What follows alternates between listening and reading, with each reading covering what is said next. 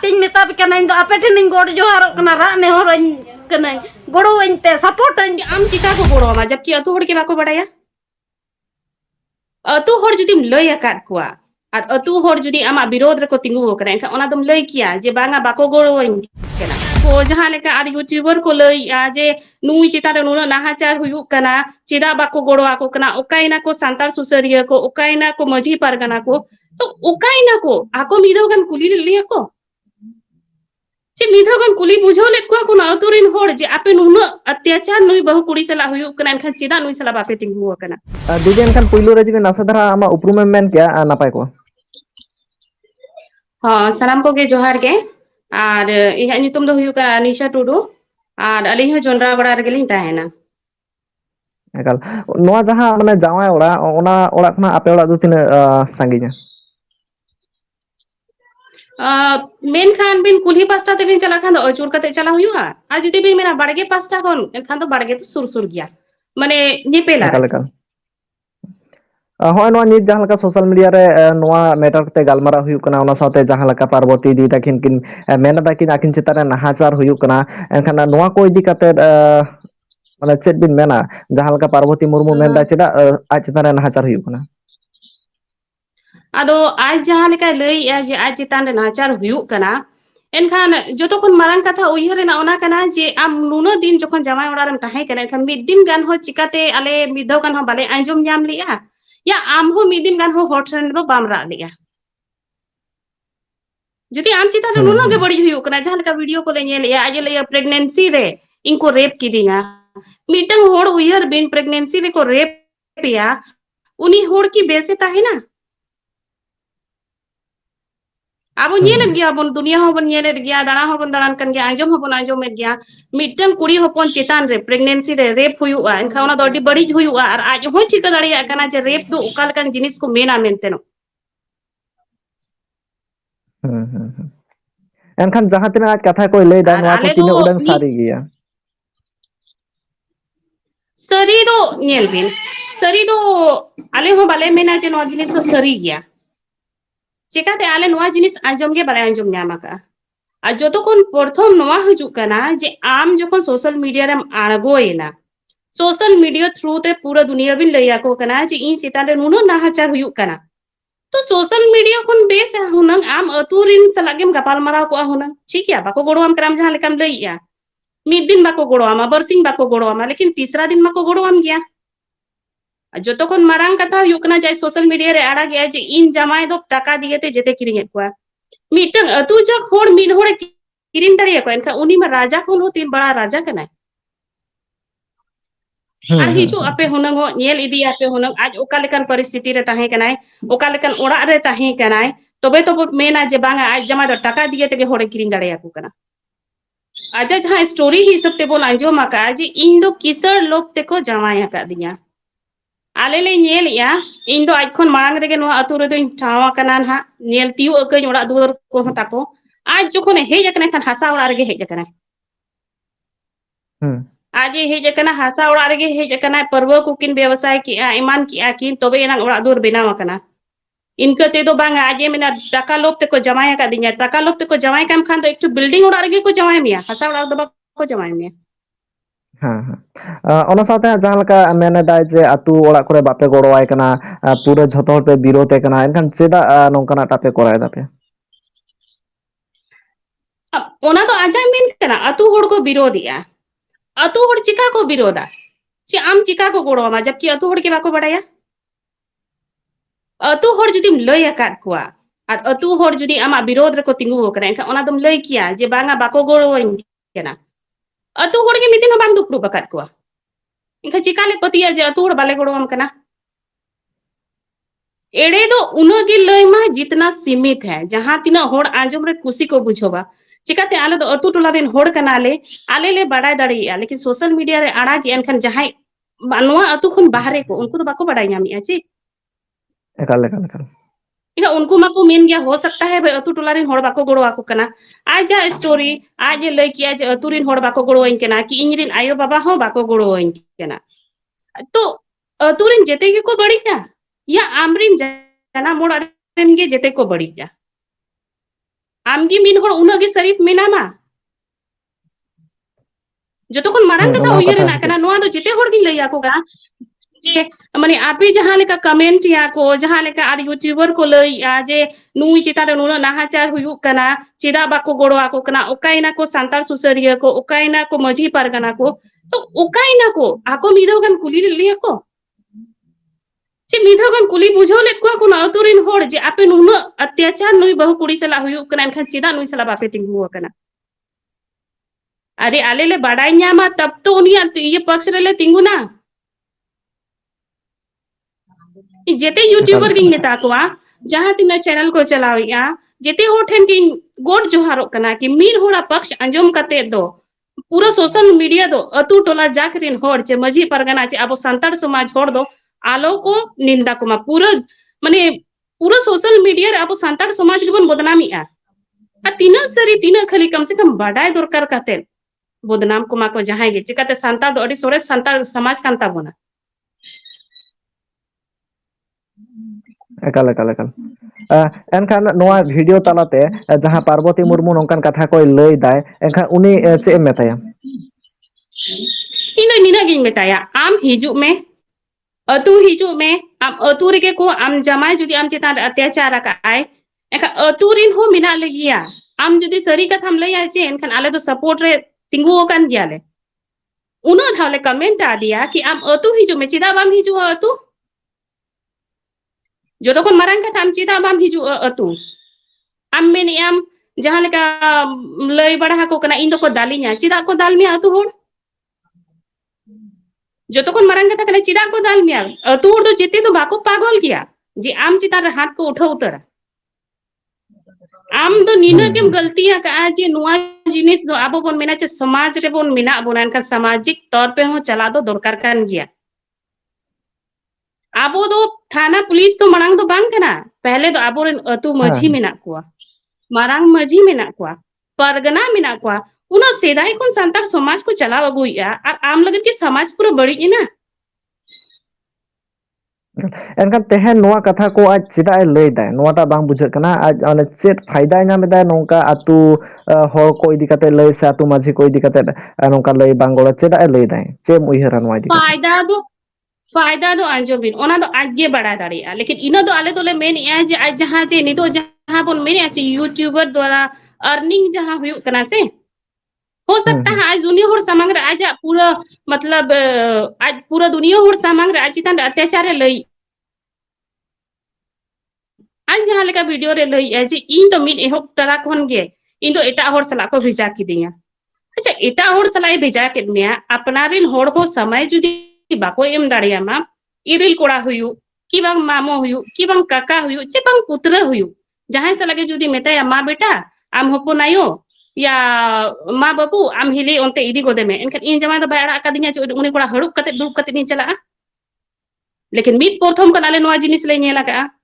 आ निया हो मेना जहां बाबन बाड़ाया उनी तो बाबन बाड़ाय गया लेकिन अतु रे मेना बोना एनखान दो आले दो हाले बाड़ाय न्यामा का नुई दो मेन लिखान बोन आज जवाय दो माने नोंकन ऊंचा आवाज रोड होड़ बांग कनाय जहां बन मेना चे कि बहुत ऊंचा आवाज बोलने वाला होड़ तो बांग कना ओ तो शांति वाला होड़ कनाय और मिन एहो खोल ले नेला का देगी सरी के नुई दो होड़ सला के दाड़ानाय आदो दाड़ानाय तो ओका लेके दाड़ाना ओना हो तो दाड़ाना मिटन मतलब नजरिया हो ताहेना और होड़ नेलते हो बन ठिका कुआ मिन होड़ सला हड़ुक कते नेम चला जावाय मा बाय भी चलेन मिया ऊपर ते हुई ना जे आज नितो जे लई इन दो मित शर्मा खन बचुnya जब उनो शर्मा खन आम ठेन अत्याचार हुयु कना जहां आज जमाया विरोध रे तिंगुन कना ठीक गया आले ओना हो बाले मेनिया कि चलो अकीना फैमिली मैटर्स कना या जहां कना लेकिन अतु होड़े घसटाव के लिया जतो कोन मारंग कथा कना जबकि अतु होड़ दो मिट्टी होड़ बाय जुदी गोड़वाय खन दो आर एक ठो होड़ दो गोड़वाय क्या हुना बार होड़ बकिन गोड़वाय तीसरा दो गोड़वाय गया हुनंग और मझी दो उनकान पद वाला होड़ कना बो जेते संतार समाज रे होड़ कान गया बन मझी दो एक तरफा दो तीसरा बाय बिचारा और मझी दो ओना दो बाय बिचारा जे नुकिन किन बापा गो मा से चिका मा मझी दो इना गेता तहना के सावते जहां लेका नापाय को तहन मा मेनते न और उनी इना दो बाय बर्दाश्त मझी हो कि जहां बिन हो पर उनी दालिया को तोलिया को गोजिया को जे ओना आज मझी तो बाय बर्दाश्त चिका त अतुर आज गे जतो कोन मारांग जतो आयो और बाबा तो मझी कान गया हाँ, 1 साल को बोले अगर में। बनू मिया तो इनका 1 साल तो आम उकारम तहे केना 1 साल बाद ना वीडियो में रखा गया और जबकि आम आज जमाई जहां आले अखड़ा दुपड़ू हुए कना चिकाते वीडियो बनाए ना इनखान आले हो तो भाई सवाल जवाब मा दरकार kan गया चे अतु रेना कथा कना एखन आज जमाई ते खुद कंफर्म मा जे आज जहां ᱧᱩᱛᱩᱢ में लय का वीडियो करे हो ओना ᱧᱩᱛᱩᱢ पे अंजम ᱧᱚᱜ का मीत बार धाव के लय का दे मोटा ᱧᱩᱛᱩᱢ कोड़ा सलागे अंगीर चलावा कना ओना तो कन्फर्म हुई कना और इसके बाद हुई ना मोटा ᱧᱩᱛᱩᱢ जहां कोड़ा लय को उनी तो आकोड़ा रे रेंट रे तहे कना आज दिन फैमिली सला तहे कना मा हो अतु को प्रमाण दड़िया बहुत है गिदरा को साल अतु रिन होड़ दो गोड़ो दो जेते होड़ के को गोड़ो आकोआ जो तो होड़ के हाँ को हाँ गोड़ो आकोआ आम चिता रे जुदी तकलीफ मीना आम जुदी जहाना को अत्याचार में एनखान दो अतु होड़ा मेद दो बाय जपी रकना आ चश्मा तो बाले होरो का जा वीडियो रे ना कथा गिली लैया चश्मा तो बाले होरो का चश्मा जुदी जेते होड़ बन होरोगा एनखान अतु टोला गे तापन बाय ताहिना हाँ हाँ एकाल एकाल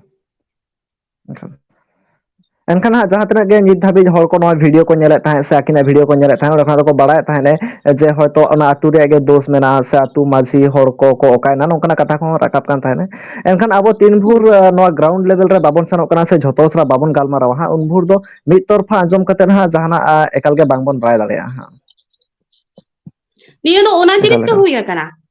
माने नुआ तो एक तरफा के हुई है जहां तीना यूट्यूब रे को आड़ा किया रोस्टिंग वीडियो को आड़ा किया सबसे पहले मा उनको आको चितान रे निया तो उयहर दरकार चिकाते आको संतार समाज रिन होड़ कान गया को आम मित पासटा हा पक्ष अंजम काते दो आम दो रोस्टिंग वीडियो तो बांग ओडक दरकार ताहे केना और जो तो मारांग हुई ना चे नुई अतु होड़ अड़ी जुरे दोसेत कोआ हनी नहये दोसेत कोआ चे प्रमाण दाड़ी आय आज जहां चैलेंज आले केना जे आपे इन प्रूव बइन पे तो आले तो चिकाले प्रूव हमा प्रूफ तो चिकाले प्रूफ हम आम दो आम प्रूफ लगे ते आम तो हेते हुई माचे और आले हाँ तो हाँ कोनो हाँ वीडियो ते या कोई ओने बापन में स्टैचू दुड़ुक कते तो बाले प्रमाण दाड़ी आचे हाँ हाँ आम न्याय हम खोजो कना तो न्याय तो अतुरे गेम न्यामा आम थाना पुलिस ओना एम साथे हो चलावेना हाँ हाँ मिल लन दीदी ओना साथे हो जहां लका हा ले ताहने जे नवा लहा रे हो गालमाराव हुई कना मेनखान ओना गालमाराव रे आज दो बाको हो कदिया से पार्वती दो बाको हो कदिया आदो नुआ जहां गालमाराव आज जहां वीडियो रे लय का ओना ये हिसाब ते ना बिन कुली लिया जे डडी मजी ठन को चला लेना ताहन अच्छा अबिन के लय बिन अबिन होड़ जुदी मिन होड़ जुदी आट को आय इनका उनी तो पांजाई आय चे बाय पांजाई या हाँ एकल पांजाई गे पांजाई गया इनखान दुपड़ुक दो होय गया को चिकाते मिटंग अतुरिनी बहु कुड़ी केना उनिया जुदी अता पता बाम न्यामिया या उनिया जहान आम बाम चिका दड़िया कना इनखान तो आम दम दुपड़ुक को गया कि जे इनी होड़ दो ओकाय नाय मेंतेनो देलाबन पांजाई या मेंतेनो इनखान आम का खन को न्याम मेते को हो आमा आम पांजा एकल एकल बखराई को दुड़ुक लेना था है और ओना ही हिसाब तेगे आम जाना मोड़ा हो को चला लेना था डडी आम जहां जे आज कोड़ाम दालाते ने लई आचे चिदा को चला चिदा बाको चला कल को जहां अमी गिदरा के जुदी आट कोआय खन आम दो बाम चला पानते तो या चलाए अमी होड़ के आट कोआय खन आम बाम चला पानते तो एकल एकल एकल कथा तो निये कना बुझो जोंग रेना कथा कना और जहां बन मेना चे कि रगीते कि बांग होड़ दोष काते दो कोनो सॉल्यूशन तो बाय ओडकोआ आम होड़ेम दोष कित कुआ और मतलब आम जहां लय किया इन जमाय लय केना से होड़ को लय केना लय चाल कथा तो अड़ी जोर के माने आंजम लेखान दो मेना हो पला सरी के लेकिन ओना लगन हो तो आम जहां एक्शन उठाव मणांग ते कम से कम आम तो जांच पड़ताल दरकार करना चे मीन होड़ हाँ दोष हाँ काते दो उनी रिन फैमिली आ जो तो मारांग कथा कना आज जहां जे वीडियो आड़ा गया आज जहां जे वीडियो रे लई आज इन धंधा हचुई केना को आज तो बाय चिकन दाड़िया कना जे नुआ चितान रे आज रिन अजी गिदरा किने घसटा किना उनकी ना लाइफ तक किने बर्बाद चबाइया आम जो तो धंधे वाली के नाम इनखान गिदरा चितान तो उंगली मुठा हो चुके लिया कि गिदरा तो ओको दिन केना को गिदरा तो ओको दिन केना को आम जखन एम लई जे इन तो धंधे रे अणगो कना मेंतेनो इन तो धंधा रे को अणगो कादिया मेंतेनो आम चिदा आमी गिदरा जखन आम जमाय ठन मेना किना उनकिन चिदा एम लगा ओडो खोच सनाय मे आम जमा अजी जमा बेसाय मेंतन गिद्रा नित होय दोहो काट किना आज जमा प्रूफ दाड़ी है जे आज दिन गिद्रा कना को मेंतनो आज जमा मा मिदिन गनो बाय मेने जे बांगा नुकिन दो धंधा कते कि हुय कना मेंतनो हस एकाल मने एकाल कथा आंजम लेखान दो जेते होड़ गाड़ी तकलीफ बन बुझावा चिकाते मिटंग आमा इमेज जहां बन मेना चे इमेज बेस लगा दो अडी सान लगा और इमेज खराब लगा दो मी डोंडे खान के खराब दाड़ी हाँ हाँ हाँ और कुड़ी हपन एकाल कना एनखान कति कम से कम उइहर दरकार बार गेल गिद्रा एकाल दाम मेना किना कम से कम जमाय बा मुइहर ले दा गिद्रा तो मुइहर किदिया हुना नपाय नपाय गिद्रा ताय जेते हो ठन के निया के नेहर के ताहे ना जे जहां तिना यूट्यूबर मेना कोआ या आजरिन जहां तिना के सपोर्टर मेना कोआ